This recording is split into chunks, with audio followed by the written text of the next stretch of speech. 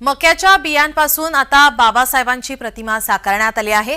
1068 मक्याच्या बियांचा वापर करण्यात आलाय। येवल्यातील तरुणांचं या ठिकाणी महामानवाला अभिवादन करण्यात आलेलं आहे।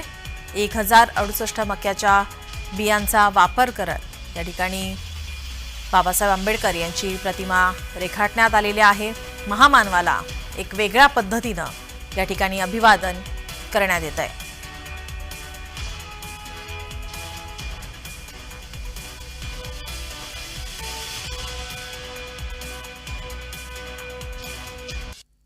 मी येवला तालुक्यातील आंजरसूल गावातल्या एक छोट्याशा गावातला मुलगा आहे आणि आज मी 6 डिसेंबर त्यानिमित्त डॉक्टर बाबासाहेब आंबेडकर यांचा महापरिनिर्वाण दिन आहे।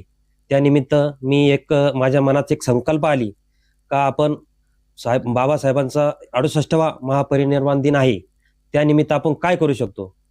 तर मग मी एक विचार केला का आमच्या गावामध्ये मक्का फार उत्पादन असतं, तर मक्यापासून आपण बाबासाहेबांची प्रतिमा साकारू। तर मी 1068 मक्याच्या दाण्यांपासून बाबासाहेबांची प्रतिमा साकारलेली आहे आणि हेच माझं